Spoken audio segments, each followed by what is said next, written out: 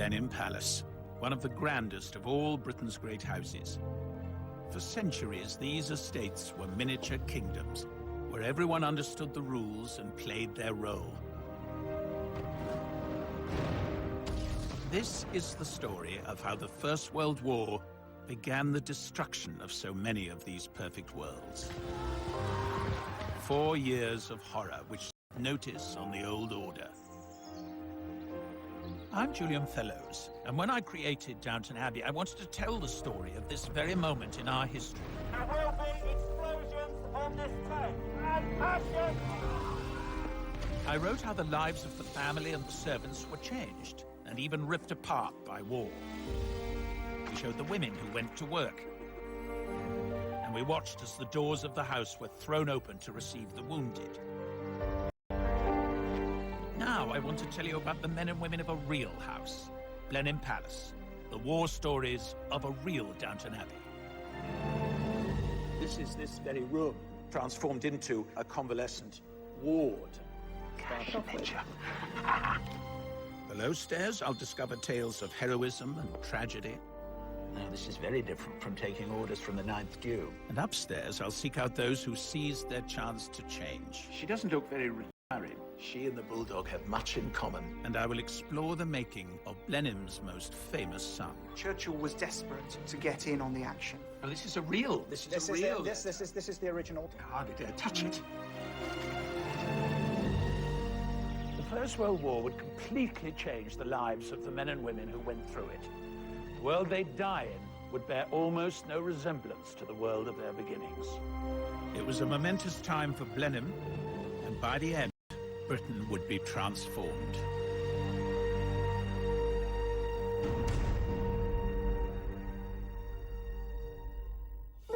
Blenheim Palace was built in 1722, an extraordinary physical manifestation of the power and status of the Churchill, later Spencer Churchill dynasty. The Dukes of Marlborough were the head of the family, kings in their own land. 80 servants ran the house and gardens. 145 farms were worked by tenant farmers and labourers. The house dominated the town of Woodstock, just beyond its walls. Its children attended Blenheim schools. Shopkeepers and craftsmen depended on the house for their livelihoods. And so it remained until the Great War. So what was life like at Blenheim before the Ninth Duke inherited?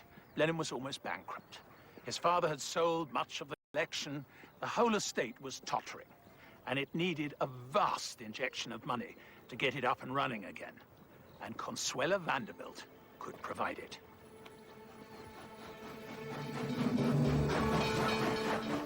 The Vanderbilt family had built one of America's largest shipping and railway fortunes, and Consuelo's father, or rather her ambitious mother, had settled a dowry on her, making her an attractive proposition for an impoverished English duke. But for all her striking beauty, there was never any attraction between bride and groom. And here they are. Consuelo and Sonny, the Ninth Duke, making a more convincing couple in marble than they ever did in life. In truth, this was a business deal. He got Consuelo's millions, her mother got a duchess for a daughter. For the people of Woodstock, this was like a royal wedding, and their future prosperity lay in the gift of the happy couple. They were married towards the end of 1895 in New York, but they took a long honeymoon tour, which unfortunately only really served to show they didn't like each other very much. But anyway, they arrived back here in the spring of 1896. Of course, it was a fantastic event for the town. There was bunting and flags everywhere. The whole population turned out to welcome the glamorous new American Duchess, and all the dignitaries were in their robes, and there was even a squadron of the Queen's own Oxfordshire Hussars there to welcome them.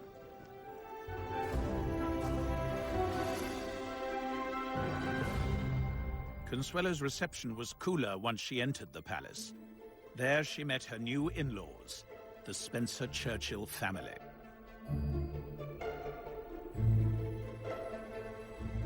This is the grand dining room where most of the meals were taken. Absolutely fabulous room, this. Lady Henrietta Spencer Churchill is Consuelo's great-granddaughter. And this is Tim, who's our butler. Oh, hello. Julian Fellowes. So Tim has very kindly laid the table as it would have been set during that time. Oh, fantastic. So this is Consuelo arriving on her first night here. Well, you have to remember, she was only 19 when this marriage was arranged, and I think she found it particularly difficult dealing with the hierarchy of the staff. At that time at Blenheim, there were probably up to 80 household staff. Yeah. And, you know, there's this wonderful story when she wants fire lit, and she calls for the butler. The butler says, that's actually not my job. I'll just call for the footman to light the fire. She says, don't worry, I'll do it myself. I think the other tough thing for Consuelo was that she was suddenly engulfed by this huge Churchill family. One tale describes them as a signal for the ladies to leave the table. But her husband's aunt, the formidable Lady Sarah Wilson, had been running the house before Consuelo arrived, and she expected to retain this role. And I think Lady Sarah was one of the few daughters who was still at home. So she sort of felt, well, who's this sort of American upstart coming to take my place as hostess? But in fact, it was Consuelo's job to get up and lead the ladies out. And then She rose and intercepted her at the door and said, are you ill? are you ill? I love that. And when Lady Sarah denied it, she said, oh, I thought you must be ill because you're leaving early. And that was the end of that rebellion. I bet she didn't do that again in a hurry. You know, she was determined to make her mark and show that she was rightfully the hostess, and good for her. And that was her business. Absolutely. Such pettiness was made irrelevant in August 1914 with the declaration of war. Men clamored to enlist, and women from all classes looked to play a part. But I was surprised to discover that Lady Sarah Wilson was one of the first to answer the call, that she would leave the lavish surroundings of Blenheim with its staff happy to wait on her hand and foot, and instead volunteer for service. I have here the medal card, something I didn't know existed, of Lady Sarah Wilson. Here she is listed as being at the Allied Forces Base Hospital, which must mean that she went abroad. She went either to the front or near the front at any rate. So she was not simply sitting at home knitting socks for soldiers. She was in the thick of it. And I am going to try and find out a bit more about that. Lady Sarah was no stranger to war. When her officer husband, Gordon Wilson, went to fight in the Boer War, she followed, rather incredibly finding fame as the first female war correspondent, becoming something of a feminist heroine. But her activities during the Great War are less well known, so I'm in London to find out more at the Royal Society of Medicine's library to meet historian Alison Fell. I have the medal card of Lady Sarah Wilson. But what did she actually do out there? Well, I've got an article from a newspaper. This is shortly after the outbreak of war. Hospital at the front. I proposed to run the hospital under the auspices of the Red Cross Society To engage the best available surgeons and nurses. This stationary hospital of 200 beds has been gratefully accepted by the French ambassador on behalf of the French government for English and French wounded. And it would have involved an awful lot of negotiation with a number of different people setting up a hospital, and so to have to deal with the military authorities, with the Red Cross, to employ people around. This is her, is it? It is. See her confidence, I think. Yes, she doesn't look very retiring. She and the bulldog have much in common. Indeed. I mean, if she had been timid and vaguely inquiring as to whether or not she could be useful, clearly she wouldn't have got anything like as much done. And I think they would have seen, although they weren't right at the front. Yeah, but they saw the men coming in. Absolutely. A world away from her life receiving guests in a sumptuous palace, as Lady Sarah put herself within earshot of artillery fire, at the same time, her husband, Colonel Gordon Wilson, was somewhere on the front line. I have here the war diary. It's quite difficult to read. Colonel Wilson killed, so he was killed, in November of the first year of the war, so almost immediately. So she would have found out quickly. Yeah. And I think 3 days later, she went back to Britain and to arrange the funeral. And then only 2 weeks after that, she went back out to France to the hospital. 2 weeks later. Yeah.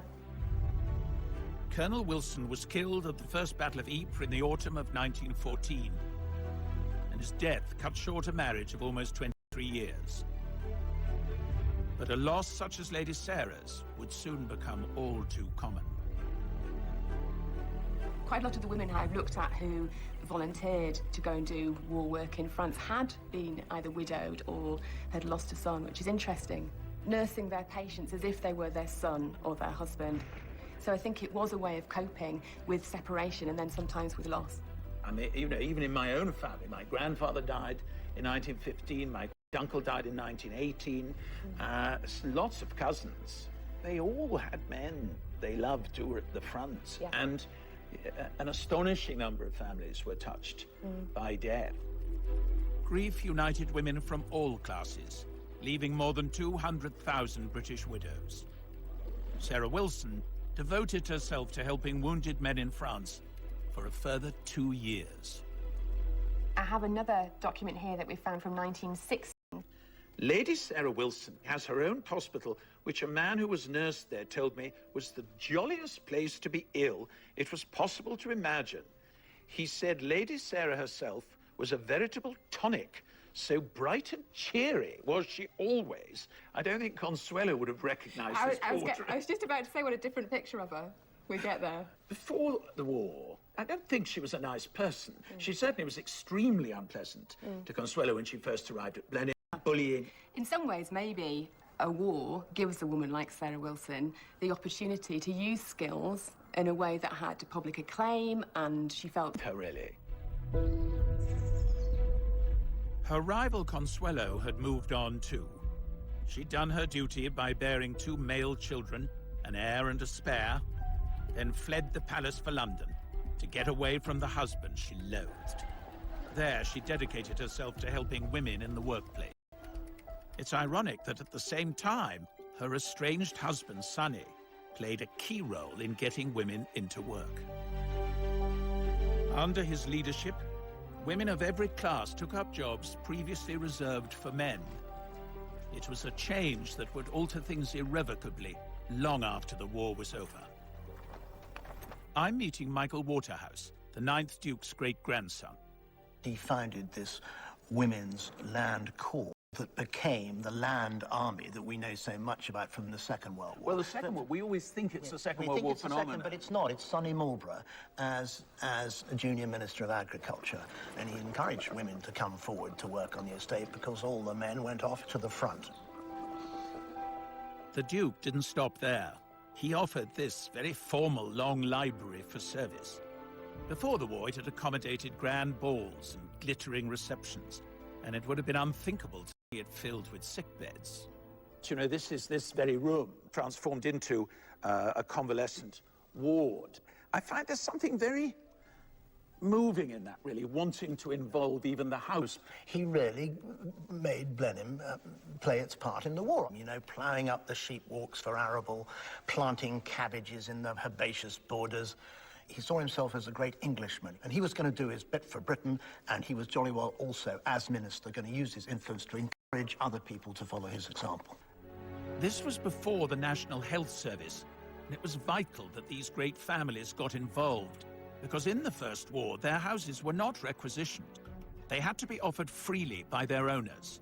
By the end of the war, 3,000 buildings became temporary hospitals. And in these hospitals, on the land and in munitions factories, 2 million British women took the place of the men who'd gone to fight. Their service would prompt first concessions, allowing women the right to vote. But it was the men of Blenheim who faced the horrors of the front line. Above stairs and below stairs, they volunteered to fight for their way of life. I'm going in search of 2 young men from very different backgrounds. One, Arthur Hine, a lowly clerk on the estate. Sergeant Hine, attached to the intelligence department. The other, Winston Churchill, the undisputed star of the Churchill family. There's absolutely no doubt that he did experience firsthand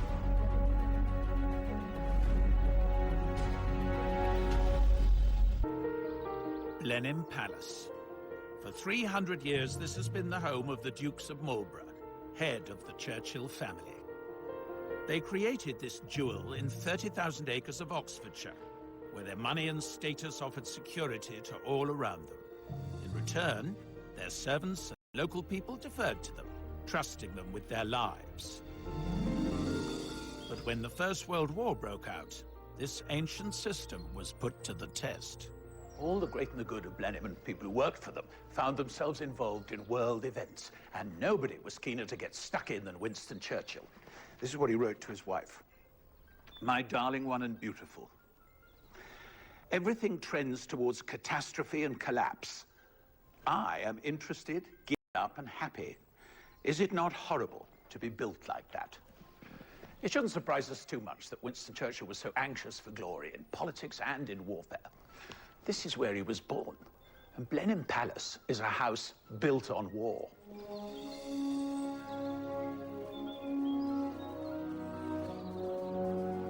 Throughout his young life, Winston had a constant reminder that war was in his blood.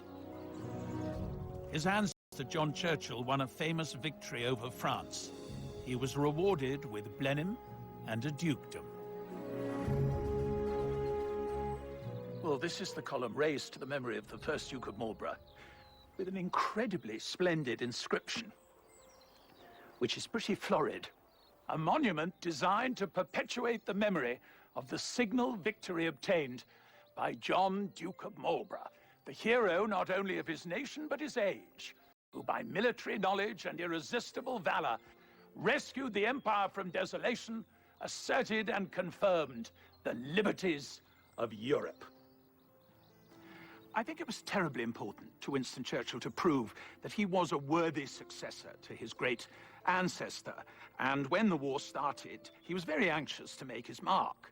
Not very surprisingly, his thoughts turned to a cavalry regiment that was local to Blenheim. And on the 4th of August, the Woodstock branch of the Queen's Own Oxfordshire Hussars received a cable with a single word: mobilize. With that one word, Churchill called on the ancient bonds of loyalty he expected in Blenheim men. It meant that they would be among the first to see action. I'd love to know more about their war. Deep in the bowels of the palace, I'm meeting Blenheim's historian, Karen Wiseman. Wonderfully Edwardian faces. This is Maisie. Then there are 4 Hollises dotted around. This is one of the Hollises, and they worked as footmen. And then you see this lovely man. Well, all 4 brothers were footmen? Were all in the palace, yes. They were all listed as working for the butler. Tell me that some of them survived the war. 2 of them did not, and 2 of them did come home. Oh, God. And then over here, we have Arthur Hine, lovely fresh-faced young man. And yeah, God, they were so young. Oh. And the Hine family have worked for Blenheim for many generations. If I just show you this photograph album here, I need to just push that across. Now, this was a gift to the 9th Duke and Duchess when they got married. And when you turn the pages, you'll see they're all dressed in Sunday best with their names underneath. Oh, and it's all the estate workers and house workers. And all the tenants. And if you keep going a little way till you get to the name Hine. Oh, here we go. Yes. Now, here is Josiah Hine and J.E. Hine. Josiah Hine was estate clerk, and then his son J.E. Hine comes and joins them. Beautiful book, isn't it? Yeah. If we have a little look at this enormously heavy ledger to start off with. It's marvellous, isn't it? Look at the beautiful handwriting. Oh, and here is A.R. This is Arthur, presumably. Is this when he joins the office? Yes. He's not paid as much as his dad, but he's paid. Yes. You can see he's given quite particular jobs. Oh, drawing plans and plotting land. One last thing to show you about Arthur Hine is we bring it up to the 1914 period. Oh, yeah. A.R. Hine is missing, so I suppose that means... He's gone off to war. He's gone off to war. He's gone off to war.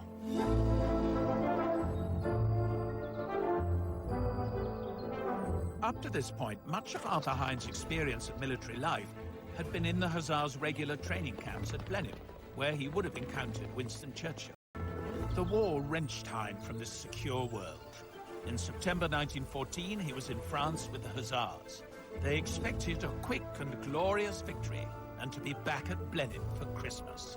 Where is Dunkirk? Dunkirk is just inside France here. Yes, I see. I'm meeting military historian Chris Baker. He's made a discovery about Arthur Hine's first experience of war. So Churchill has decided to send over the Hussars And Hine goes with them, presumably. Yes. Do we have anything of his actual career once he'd crossed over? Well, what we know is that he was a dispatch rider message carrier. An article appeared in the press. Oh, this is nice. Sergeant Hine of Woodstock, attached to the intelligence department, went through the bombardment of Antwerp and was at the firing lines at the forts. Officer. His name was Major Fines. Fines? Fines. Now, he's been Churchill's parliamentary private secretary for a while. And of course, the two, with their connection to the men of Blenheim, Arthur would have been known to them. And if you're going to be sent into a fast-moving and dangerous situation, well, take a man you trust. The besieged Belgian city of Antwerp was on the brink of surrender to Germany.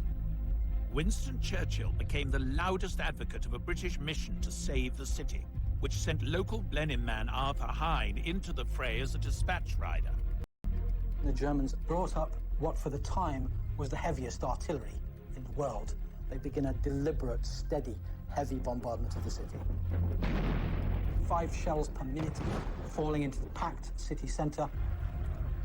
You can imagine the scene of buildings falling, of fires breaking out. Very frightening, chaotic.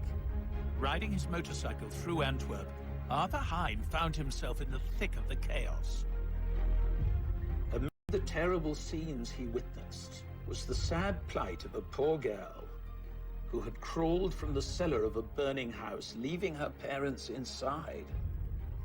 Sergeant Hine offered her a lift on the motorcycle he was riding. With great difficulty, he was able to get to Ostend and brought the refugee home to England, where she is being well cared for by his parents. What an extraordinary story. I don't think that there is much doubt that Arthur was given some kind of special mission to go home. Because he couldn't have been court-martialed if he just Absolutely, left. you couldn't just do that. The first thing Churchill would want to know is what really happened. Yes, absolutely. And an eyewitness account was clearly essential. The regimental history hints that he went to London on arrival in England, which again sort of reinforces the possibility. Wretched Belgian girl clinging to his waist the whole time. Antwerp quickly fell to Germany, and 30,000 Belgians lost their lives. Arthur Hine soon returned to the front, although his role as Churchill's messenger was no longer apparent. He marched into the First Battle of Ypres as a regular soldier, the same bloody battle that killed Blenheim's Colonel Gordon Wilson. By January of 1915, he was in hospital suffering from shell shock. Having seen such horrors, you'd think at the end of the war he'd want to scuttle home to this safe haven. But in fact, he went to work for the railways and never returned to Blenheim. So what kind of man was he? Here we are. To see what she knows, and also to tell her what I've discovered. And it is an extraordinary, extraordinary design, you think. And there's the first Duke on his column, you see. Fantastic. Oh, I'm just going to show you.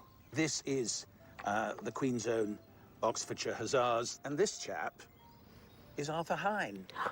My goodness me. He looks so young, doesn't he? It's just He looks so heartbreaking. small. So small and young. So small. Did you get to know him well, then? He came to our wedding, and I've got a picture with Oh, I'd me, love to see it. Where is it? with me. And there he is. Oh, but you see, he's quite sort of stylish, isn't he? And he was always well dressed. But I mean, the way he holds himself, Yes, you can yeah. see he's a military man. He certainly was a character, as you can see. I know, no, you can see it in that, actually. Rather extraordinary, really. And he used to come to our house and he used to go, bang, bang, bang, Hine here. Hine here. And he would never, like, when I used to say Grandad, he used to say, no, it's Hine. Oh, and you had to call him Hine? Mr. Hine or just Hine? No, just Hine. He would just turn up out of the blue, and I used to say, I'll cook dinner, whatever. No, give me a cup of tea. Got to be on the next train. Got to be back on the train. Got to be back to Tiverton Parkway. It was very strange. It seems, forgive me for saying, slightly dysfunctional, all that. And I wonder, I mean, he did have a kind of breakdown, really. But actually, he A very splendid war. He worked in the intelligence. He was taking messages, we think, probably, to Churchill from the front. So he was a very gallant figure in that bit. And he had this extraordinary adventure at the end of the siege of Antwerp. Do you know about his rescuing? No. None of that. It's all Nothing. secret. Well, amid the terrible scenes he witnessed was the sad plight of a poor girl who had crawled from the cellar of a burning house, leaving her parents inside. And Sergeant Hine offered a lift on the motorcycle he was riding and brought the refugee home to England, where she is being well cared for by his parents. My goodness me. Isn't that extraordinary? I mean, a real adventure. To think he had so many stories to tell. I know. And he couldn't tell them. No. He was just a man of mystery. Bang, bang, Hine here.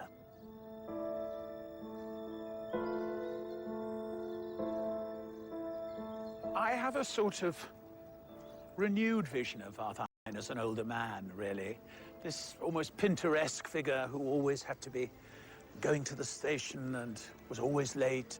But I think what it tells us more than anything is the rupture that the war brought. I mean, here he was, a Blenheim man. He knew that that man had gone and he had become someone else.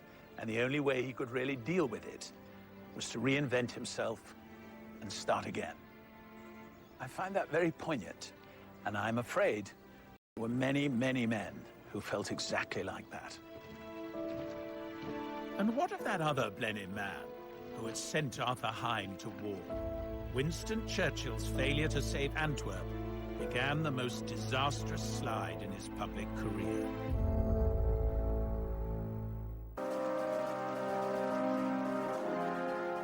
Blenheim Palace, home of the Dukes of Marlborough. The first Duke's great victory over France brought the family wealth and influence. And the man most likely to follow in his footsteps was Winston Churchill. But the Great War threatened to defeat his ambition. As First Lord of the Admiralty, he was held responsible for the disastrous invasion at Gallipoli in Turkey. 50,000 Allied troops lost their lives. Churchill was forced out of office, and his reputation was ruined. His response was to go to the Western Front himself, as an ordinary battalion commander. This is the Cambridge College that bears his name. The letters he wrote to his wife throughout the war are kept here. Alan Packwood is the director of the Churchill Archives. He decides to go to the front, to face the danger, to be with the men who are fighting. And, very possibly to be killed. He was enormously brave in the face of really whatever happened to him. There's absolutely no doubt that he did experience firsthand the full horror of the trenches. And you might want to have a look at a key passage on this letter here. This is a real letter. This is the original. This is Churchill writing back to his wife. I hardly dare touch it. So this passage down here particularly. I am sure I am going to be entirely happy out here and at peace. It's an interesting choice of words at the front. I must try to win my way as a good and sincere soldier, but do not suppose I shall run any foolish risks or do anything which is not obviously required. Always your devoted and loving husband, Winston. There's absolutely no doubt that he was personally brave, that he was very resolute under fire, and that's brought very vividly to life by this letter back to his wife, Clementine, from November 1915. So this is the original letter. We have this transcript for you here. You'd rather I touched that than that, wouldn't you? Of course. I know your sort. My darling, we have finished our first 48 hours in the trenches. It is a wild scene. Filth and rubbish everywhere. Graves built into the soil. God. Water and muck on all sides. And about this scene in the dazzling moonlight, troops of enormous rats creep and glide to the unceasing accompaniment of rifle and machine guns and the venomous whining and whirring of the bullets which pass overhead.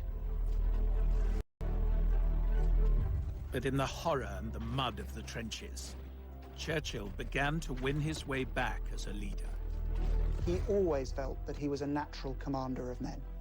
But he does win them over by taking a keen interest in their welfare. One of the first things he does is to declare war on the lice. He lays on entertainment for them. He lobbies to have his troops built back up to complement. There was this kind of ancient arrangement that The townspeople or the tenant farmers would give deference in return for protection. That's the tradition from which Churchill comes. He clearly won them over and proved himself actually quite an inspirational commander. Must have been incredibly relieving, actually, for his men, that they knew they had someone who was on their side, taking an interest, and more to the point, had contacts right at the top of the stairs. I think Winston Churchill is one of those people who was changed for the better by the First World War. That very aristocratic sense of entitlement, rather unquestioned, rather arrogant, really, seemed to develop into something kinder and more responsible and more modern. I suppose in a way one could say the First World War made him the man to win the Second World War. The war was dragging Blenheim and its people into the future, whether they wanted it or not. The fact is, who gave the orders and who took them was changing, and a new force was emerging, the middle class. Huge family, mandate. yes. I'm interested in how these changes affected a soldier from a solid Blenheim working family. Yes, George Farley was the founder. George Farley and Son was the firm. House painter, house painter. Genealogist Mary Evans has been digging into this long line of painter-decorators who for generations kept the palace pristine. And if we look in the estate ledgers, we can see George Farley and Sons. 1898. 1898, So it wasn't yes. long after the Duchess's dollars had arrived that we have the kick-off. That's right, yes, indeed. We have them again a little bit later on. And what level are we talking? So bedrooms and passages or staterooms? All sorts. We have one here, look, colouring the walls, etc., in the long library. Oh, OK. Oh, this is 1903. very grown-up stuff. Yes. Mary's found the war record of one member of the Farley family. Albert Frederick Farley, and he joined up on the 15th of September 1915. So that's before conscription. Conscription Yes. didn't come in until the following year. Oh, offence. This is only for reporting offences. This is for the offences, yes. When on active service, not complying with an order, which sounds very serious, although in brackets it says, i.e. not cleaning cooking utensils when ordered. When ordered. Yes, I'm so slightly with Albert over that one, so I don't want to hold that against him too much. 13th of March, 1916. Disobedience to standing orders, i.e. crossing land during prohibited hours. And again, the 27th, being late on parade. Not so bad. Well, not so bad, but I mean, it's slightly massed. You know, they're having to write little to get it all in. And here we have refusing to obey an order, which I'm afraid this time is not qualified. And the last word, missing. It's rather sad, isn't it? You think he volunteered to protect his country and went off brave, and it hasn't gone well from the beginning. So the question is, what happened to him? I want to discover why this eager young recruit behaved so badly, and what lay in store for him, and this great house that had shaped the universe in which he was born and raised.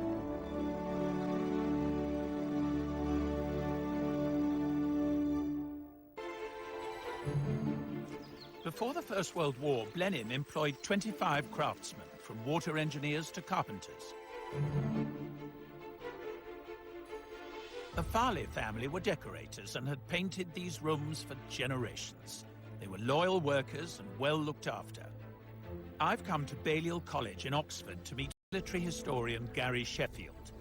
I'm hoping he can explain why, after volunteering for the army, a member of that family should acquire such a bad disciplinary record. Albert Farley, I imagine fairly straightforward. The man comes from a good background, and it goes so wrong for him. Do we know more about these offences and this punishment? It says there, FP for field punishment number 1, which is the most serious one. Probably next to executions, the most controversial part of British discipline in the First World War. Because it involved tying a soldier to a fixed object 2 hours a day for 21 days. And we've actually got an account by another soldier of his reaction. I saw that one of the artillerymen was stretched out, cruciform fashion, his arms and legs wide apart, secured to the wheel. His head lolled forward as he shook it to drive away the flies. And that seemed the case of this half-crucified gunner got us all groggy. That's terrible, isn't it? It's utterly inhumane.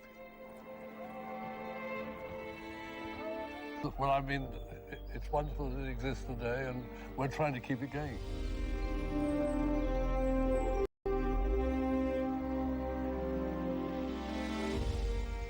The Churchill family, and in fact, the whole Blenheim community, had entered the Great War still governed by the ways of the 19th century. They emerged from it to find themselves in the 20th. That pre-1914 existence may have lingered on for a few years in some of these houses, but the mindset had changed. The clarity of the old world, where most people accepted the role they were born to and lived by its rules, that had been replaced by something very different. Better, maybe, but definitely more uncertain.